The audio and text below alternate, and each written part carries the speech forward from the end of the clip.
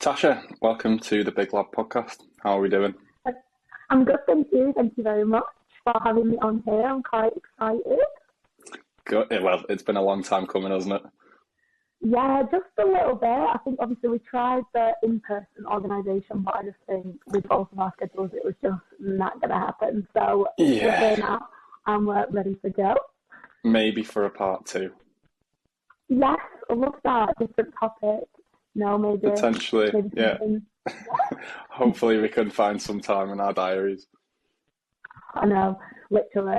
That's probably what we're going to kind of get into on the podcast anyway, about all that kind of stuff anyway. Potentially, yeah. So do you want to give the audience a bit of an introduction on yourself, like what you do and who you are? Yes, I can do. So my name's Tasha. I am a women's transformation coach from Bolton, and I have been in the fitness industry for 2.5 years, I'd say. And I've been doing loads of different bits. I've done online stuff, in-person PT stuff, group training. I've been literally around the houses doing absolutely everything involved in fitness my whole entire life. But I'm predominantly like in-person PT based out of Bolton, and I've just kind of started to put a little bit more focus into expanding the business and going in different kind of directions and stuff like that. And yeah, that's kind of it, really. So you say you've got a load of different sort of experience over basically 2 years. You're Yeah, still relatively young as well, aren't you? I am. I'm only 21. I'm a little baby in the fitness industry. So I think I did start extremely young. Um, but I was kind of in that avenue where I just finished college. I wanted to go to uni.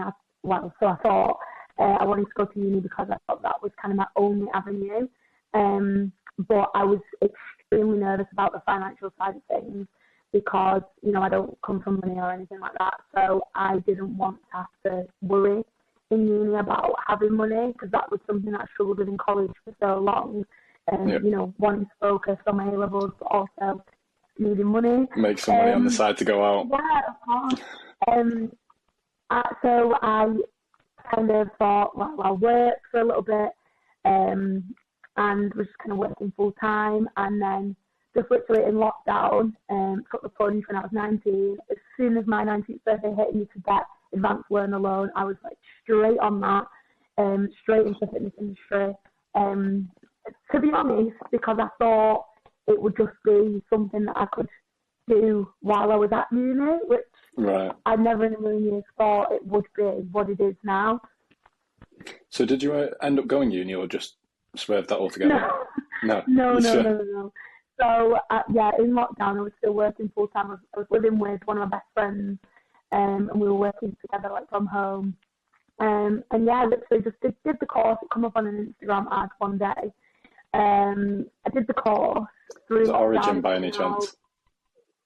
No, I did No. mine with the Velocity PT Academy. Um, Oh yeah.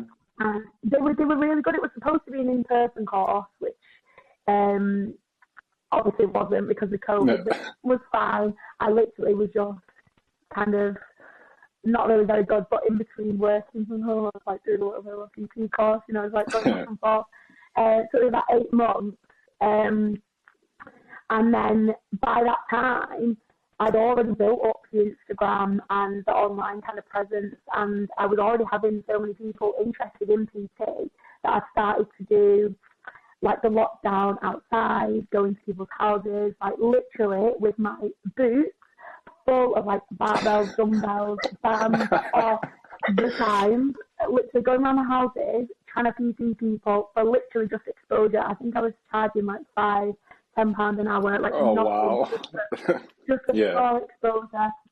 And then by the time I actually come to going to uni again, I was like, really, like, do I have any reason? Yeah. This sounds really bad, but obviously the industry that I was going to go into, I wanted to do biomedical science at uni, which if Okay. anyone who Bit knows me different. would probably think, what the heck? Like, it doesn't even suit me, but I think it was just because I did sciences at A level that I thought, Yeah. well, everyone's doing medicine or veterinary or dentistry, like I have to do that. And it's so weird now because all my college friends are nurses, radiographers, doctors, and I'm like, but yeah, no, it come around to it, and I was like, is this really suited for me, or am I just doing this for the sake of it? And I was like, do you know what? If that's one thing that I could say, is if you're doing uni for the sake of it or for the experience, don't bother. It's an expensive experience. Yeah, it's expensive because I know that this sounds like such like a dull thing to say, like, oh, it's so much money, but in the grand scheme it is. I know people say, oh, you never pay it back, but You still pay some back though. Spending £18,000 a year, essentially, I've obviously been getting loads of life experience, figuring out what it is exactly that I want to do, and figuring out who I am on my own instead of kind of being forced down that avenue of where college kind of pushes you.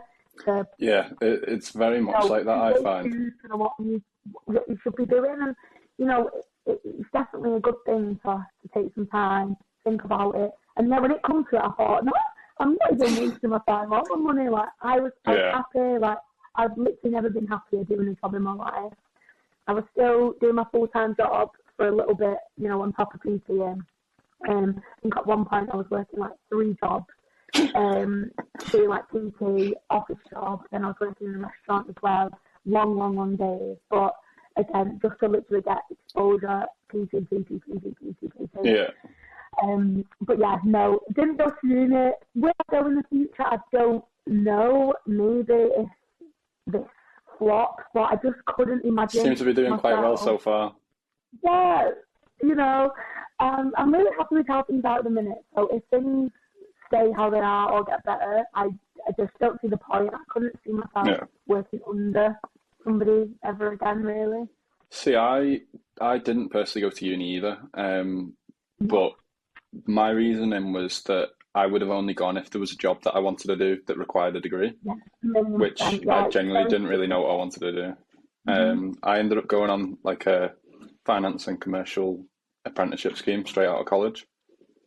So I'm actually a project accountant now for my day job, which not a lot of people actually realise. Quite a lot of people on Instagram especially think I'm just a full-time PT, which I'm not. I know. I remember literally ages ago you did like a Q&A and you were like, I'm not a PT guy. Like, I do have I do online. Yeah, it's like I do online PT on the side, but predominantly I'm a project accountant. Yeah. How do you find that? Did you do like an apprenticeship kind of thing? Yeah, so I did like a 3-year rotational scheme. So I did 4 6-month placements and then a final year placement, and then I got a job on the back of that. And then I moved jobs last June. So I've been there now I'm getting old. I've been there for 8.5 years now, straight out of college. Wow. Do you know, I don't think I knew how old you was. How old even are you? I'm 26. Wow. Yeah, I'm 26. I feel like looks about right. 27 next month. Yeah, no, do you know what? I get it all the time. I was doing a group PC a few weeks ago, and I think I said something about my 21st. I can't really remember what I said, and then 4 of them just kind of stopped what they were doing and went, what? And I said, and they were like, how old are you? I said, I'm still 21. I said, I'm 22 in April. And they were like, you're 21. They was like, we thought you was like 25. I was like, I don't know if I think that's a compliment or not. See, I'm still considered quite young at my company because quite a lot of them tend to be older, which is weird, being nearly 27 and considered young, but it's quite nice. Yeah, it's kind of weird in this industry because you do kind of get like that really big gap where it's like you kind of do have like the younger, like 20s generation, and then we just kind of got obviously like the management, the head office.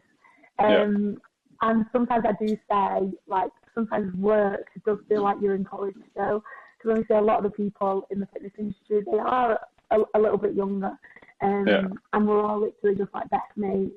So sometimes we'll be like, oh, are you free? Should we like go on a walk, or like, should we go get some food? Do you know, like if you're on a free period at college, it genuinely goes to, so, there's one benefit. Being younger, have you found there's been any struggles getting like clients, maybe especially older people? Because obviously there's that not only gap in sort of age, but maybe like sort of Yeah. like life experience just in general. Yeah. Yes and no. So in a way, obviously, people will look at a 21-year-old girl. You know, when I started, I was 19, and I have some of the clients that I had when I was 19 still now, and a lot of them are, you know, over 40, over 50. Yeah, And I think trying to get somebody who is a little bit older than you to understand that you do have knowledge to help them can be quite difficult, because I think some people just look at you off the face of it like a young 19-year-old girl who, you know, thinks that she looks good, or, you know, knows this, that, and the other, thinks she knows yeah, everything. Like, how can this person help me? But I think that that's just where it comes to creating that sort of like personalised image for yourself. And I think that that is what's really helped me in both aspects, because the younger girls really, really relate to me, because I'm very particular about how I like to personalise my image, if that makes sense.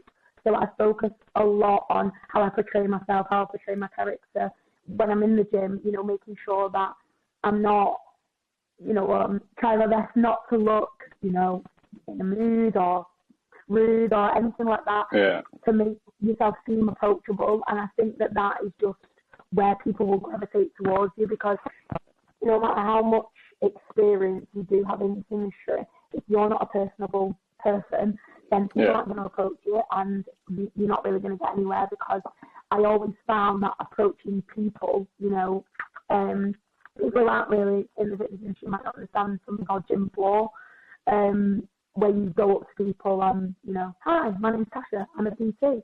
I just find It's that so definitely a skill. awkward. Yeah. I just find it so awkward. I would never do that. Like, I have a really bad fear of rejection, and I feel like that would just.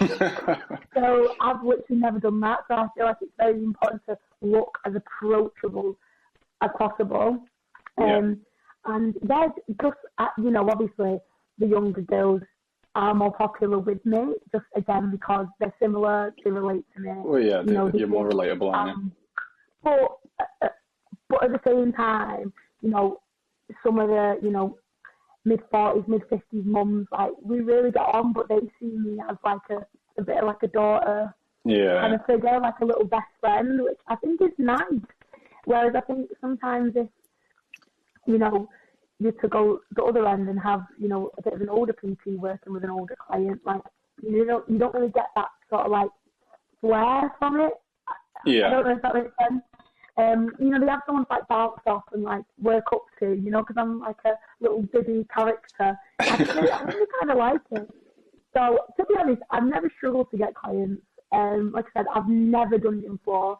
I had a business mentor in my obviously startup of my business, and he would push and push and push me to do gym floor, and I was like, oh, it's not going to happen. I'm just not going to do Just it. straight up no. Honestly, yeah, I did get a lot of stick when I first started PTing about Instagram, and I was putting too much time into Instagram and saying that it wasn't going to get me anywhere. But I have found, literally, like I said, it's just exposure, word of mouth. You know, if you, again, portray yourself to be personable on Instagram by talking, doing funny stuff, you know, showing what you like, showing what you like, you can. Yeah. People see that, and, you know, they want to work with you because they think, oh, that looks fun, you know, instead of the education. Like, again, it's not really me. I try and be educational, but I'm like, it's just not me. Yeah, you're not I necessarily know what like I'm talking selling. about, but Yeah, you're not necessarily like selling your service. You're selling like yourself and your personality, aren't you? Really, yeah, to and I feel like when you just mentioned then about you potentially putting too much time into Instagram, I think that's like an old school sort of thing because I don't I think mean, the older generation sort of understand how important the social media side of things is. Because like I've spoke to my dad about it. My dad's got like an accountancy business, and I've told him like you need to get on social media, and he doesn't really understand it enough to sort of understand how powerful it potentially could be. And yeah, no, I mean, it is huge, especially if you're looking to expand online as well. Because obviously, in person PT, you're sort of limited to the people that go to your gym, yeah, whereas online, you can literally train anyone in the world. Like, I've had a couple of clients from Cyprus and one from Canada. So, like, there's literally wow, anywhere in the world that you can train someone online, and social Yeah, media is really the only way that you're going to be able to do that. yeah. Well, that was the thing when I first started at the gym that I'm at now.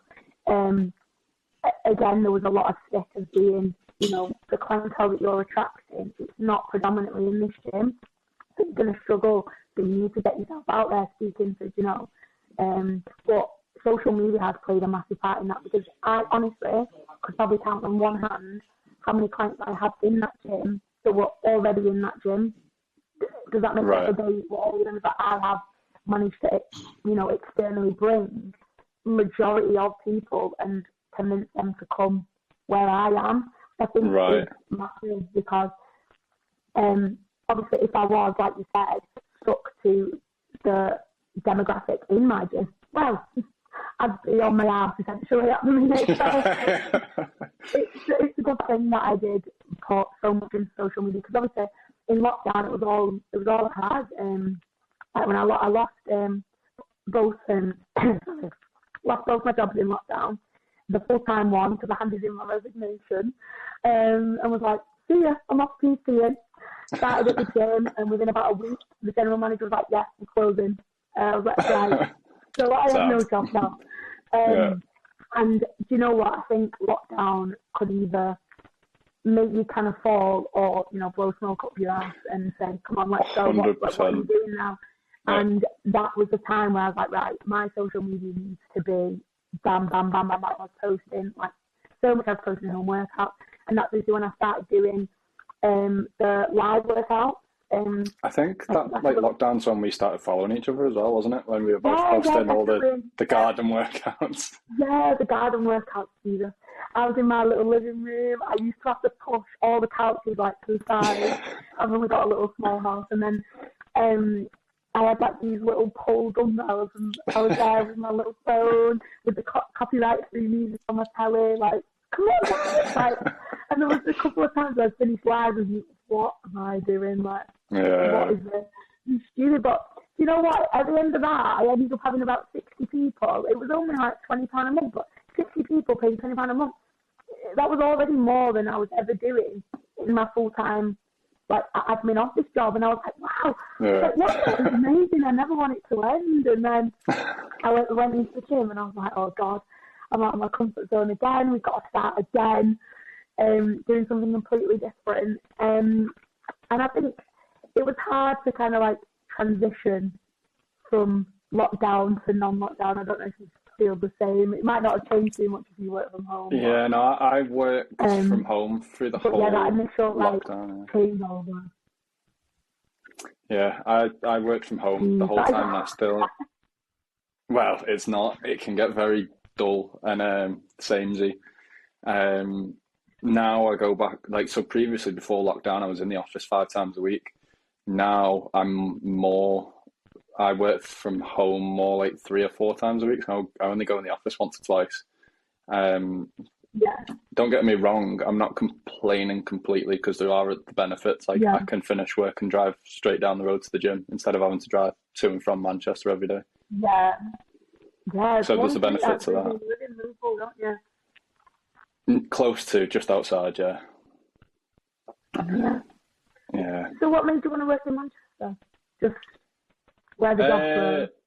So basically, like going back to it, where you were saying about college basically funnels you down the uni route.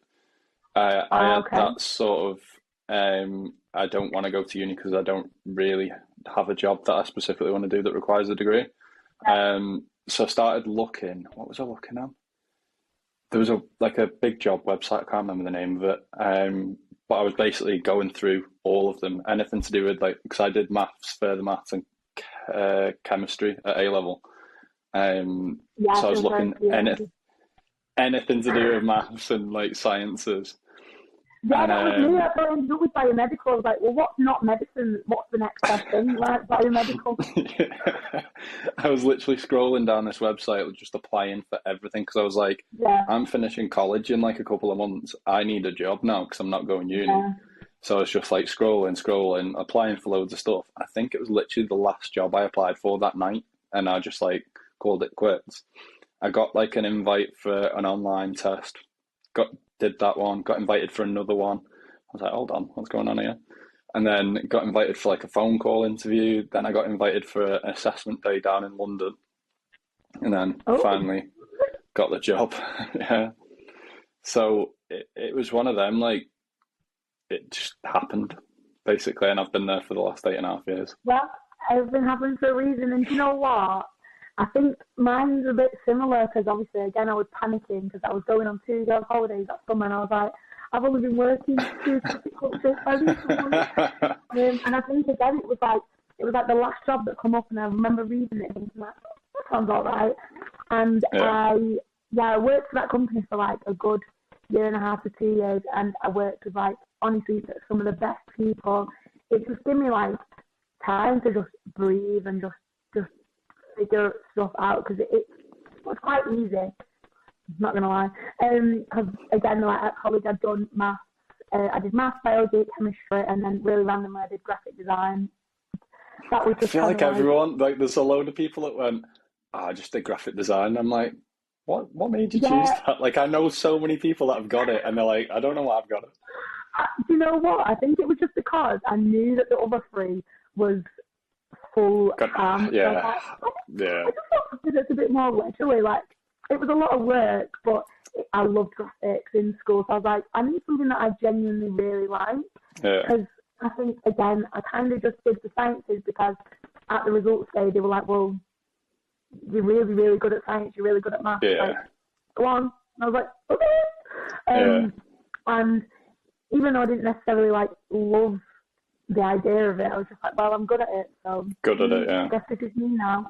But yeah, going into that job, it was just kind of like, I used to rock up, do what needed to be done, go for a brew break, chill with some of my friends. Honestly, like, some of the girls that worked there with me are like some of my best friends still. And I think it really gave me like that, you know, like stepping stone. So I do think, honestly, everything happens for a reason. It was the last one, again, before I decided I'm not applying for any more tonight. And then they rang me back and I was like, unreal. Yeah. I sort of had a thing. I was like, obviously I live near the M62, so I've either got Liverpool or I've got Manchester. They're my sort of limits of how far I'm going to travel. So, and I say they're easy to get to. In terms of like directions, very easy to get to. In terms of traffic in the morning, not very nice at times. Yeah. Ideal. But, right, we're going to actually get... What do I set off? I try to set off just before 7 to get in for about 8. Not too bad. You can have a little bit of music on, get your brew in the car. Yeah, it's not too bad. It's not too bad. Thank you very much for watching part 1 of the podcast. If you'd like to watch part 2, click here. If you're new, make sure you subscribe. And if you enjoyed it, drop it a like below. Thanks.